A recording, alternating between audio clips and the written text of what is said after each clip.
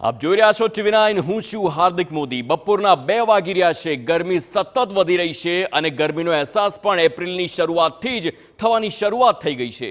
4 દિવસથી હીટ વેવની હવામાન વિભાગની આગાહી છે અને હીટ વેવની આગાહીને પગલે ઓરેન્જ અને યેલો એલર્ટ પણ જાહેર કરવામાં આવ્યું છે। રાજ્યભરમાં તાપમાનનો પારો ઊંચો જાય તેવી શક્યતા છે। આજે કચ્છમાં ઓરેન્જ એલર્ટ છે જ્યારે રાજકોટમાં યેલો એલર્ટ જાહેર કરવામાં આવ્યું છે। રાજ્યના અનેક શહેરોમાં તાપમાનનો પારો 41 ડિગ્રીને પાર થયો છે। ગત વર્ષ એપ્રિલ માસ કરતાં આ વખતે એપ્રિલ મહિનામાં કાળઝાળ ગરમીનો અનુભવ થઈ રહ્યો છે। ગત વર્ષની સરખામણીએ 7 દિવસ પહેલા જ તાપમાનનો પારો 41 ડિગ્રીને પાર પહોંચ્યો છે। ગત વર્ષે 1 એપ્રિલે તાપમાન 41 ડિગ્રીને પાર હતું જ્યારે આ વખતે 44.5 ડિગ્રી સાથે ભુજ રાજ્યનું સૌથી ગરમ શહેર બન્યું છે તો સુરેન્દ્રનગરમાં 43.2, રાજકોટમાં 42.9 જ્યારે અમદાવાદમાં 41.5 ડિગ્રી તાપમાન નોંધાયું અને હજુ પણ આવનારી 8 એપ્રિલ સુધી તાપમાનમાં સતત વધારો થાય તેવી હવામાન વિભાગની આગાહી છે જેને પગલે યેલો અને ઓરેન્જ એલર્ટ જાહેર કરાયું છે।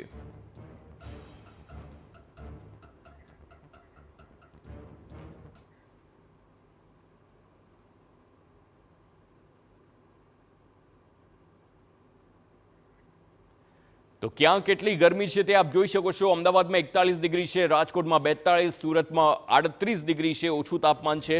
પરંતુ સુરેન્દ્રનગર અને ભુજની વાત કરીએ તો બંને શહેરોમાં 41 ડિગ્રી છે। ડીસામાં 41 જ્યારે ગાંધીનગરમાં પણ 39 ડિગ્રી તાપમાન છે।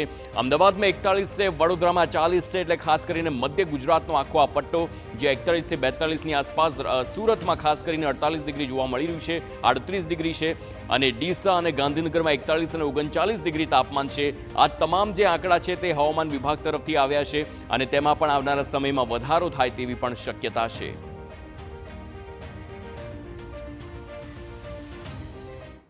અમદાવાદમાં Lal Darwaja AMTS bus stop પર ORSની સુવિધા કરવામાં આવી છે। મુસાફરો માટે ખાસ આ વ્યવસ્થા કરવામાં આવી અને હજારો મુસાફરો આ જગ્યાએથી પ્રવાસ કરતા હોય છે। વધતા તાપમાનના કારણે લોકો માટે આ ORSની સુવિધા આશીર્વાદરૂપ બને છે। વોટર સ્પ્રિંકલર સિસ્ટમના કારણે ગરમીથી છુટકારો મેળવવામાં પણ મદદ મળે છે। વિદ્યાર્થીઓ, નોકરિયાતો અને સિનિયર સિટીઝન્સ પણ કહેતા જોવા મળ્યા છે કે આ સિસ્ટમ છે તે સારી સિસ્ટમ છે।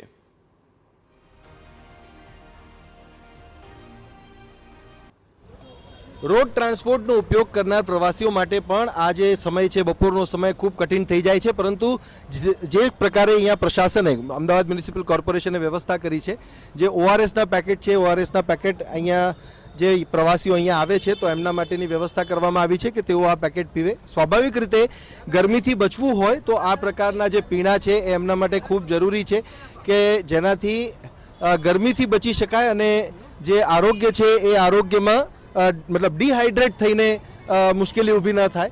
રાજ્ય સરકારે પણ માર્ગદર્શિકા જાહેર કરી છે અને લોકો જે આ પ્રકારે ટ્રાવેલ કરે છે, પ્રવાસ કરે છે તો એમના માટેની આ વ્યવસ્થા જે છે એ ઉત્તમ વ્યવસ્થા કહી શકાય કારણ કે લોકોની તો જવાબદારી છે જ, સાથે સાથે પ્રશાસન અને સરકાર પણ આ મુદ્દે જનતાનું ધ્યાન રાખી રહી છે।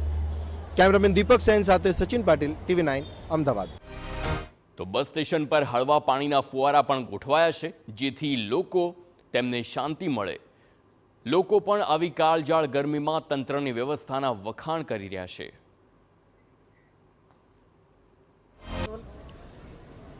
ગરમીથી બચવું હોય તો પ્રશાસનની વ્યવસ્થા પણ ખૂબ સારી છે। અહીંયા આપ જોઈ શકો છો કે AMTSના જે બસ સ્ટોપ છે એ બસ સ્ટોપ લાલ દરવાજા ખાતે જે સ્પ્રિંકલર છે, વોટર સ્પ્રિંકલર એ અહીંયા રાખવામાં આવ્યા છે કે સ્વાભાવિક રીતે ગરમીમાંથી લોકો જ્યારે આવે તો એટલીસ્ટ જે બોડી ટેમ્પરેચર છે, બોડી ટેમ્પરેચર એમનું પાછું પૂર્વવત થઈ શકે કારણ કે જે પ્રકારનું તાપમાન છે ને એના કારણે લૂ લાગવાનો જે ભય છે, ખતરો છે એ ખતરો લોકો ઉપર રહે છે ત્યારે આ જે સ્થિતિ છે એ સ્થિતિમાં લોકોને તકલીફ ન પડે એનું ખાસ ધ્યાન રખાય છે। તમે સ્ટુડન્ટ છો, શું કરો છો?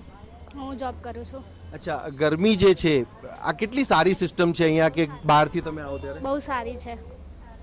તમે બહારથી આવો તો ગરમી બહુ વધારે હોય એમાં? બહુ વધારે લાગે છે પણ અહીંયા આવીને ઠંડકનો અનુભવ થાય છે। અચ્છા કાકા, તમે અહીંયા આવ્યા છો, બહુ તાપ હોય ને ત્યાંથી અહીંયા આવો તો આ સ્પ્રિંકલર જે છે પાણી આવે સારું કહેવાય। આ ઠંડક વાળું સીન છે, આ ઠંડક લાગે છે, આના બીજા સ્ટેન્ડે ગરમી લાગે છે તો બધી જગ્યાએ આ પ્રકારની વ્યવસ્થા હોવી જોઈએ। તમારું શું માનવું છે આ જે પ્રકારની સિસ્ટમ અહીંયા ઊભી કરી છે અહીંયા પાણીનો જે ફુવારો ચાલે છે, બહાર ગરમી બહુ છે, હા તો એના માટે આ સારું છે, થોડી રિલેક્સ ફીલ કરીએ છીએ. ગરમીથી બચવા શું કરો હા બીજું? ગરમીથી બચવા માટે આ સારો ઉપાય છે. તમે શું કરો ગરમીથી બચવા માટે? ઠંડા પીણાથી માંડીને અલગ અને ઠંડા પીણા છે, પછી પંખા વગેરે ઠંડકમાં રહીએ, પછી પ્લસ ઓર પાણીની ને લીંબુ શરબતની વધારે કરીએ. તો અહીંયા બીજા પણ કેટલાક યંગસ્ટર્સ છે, એમની સાથે પણ વાત કરીશું.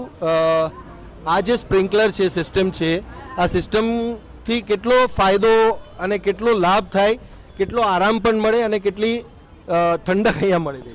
તો અમે જ્યારે ગરમીમાંથી બહાર આવીએ, કોલેજમાં બસમાં ટ્રાવેલ કરીને જ્યારે અમે અહીંયા આવીએ, આ સ્ટેન્ડ ઉપર જ્યારે બેસીએ તો આ સ્પ્રિંકલરથી અમને ઘણી ઠંડક મળે છે અને બસ આમ ઠંડકનો અહેસાસ થાય છે અને ગરમીથી ખૂબ રાહત મળે છે.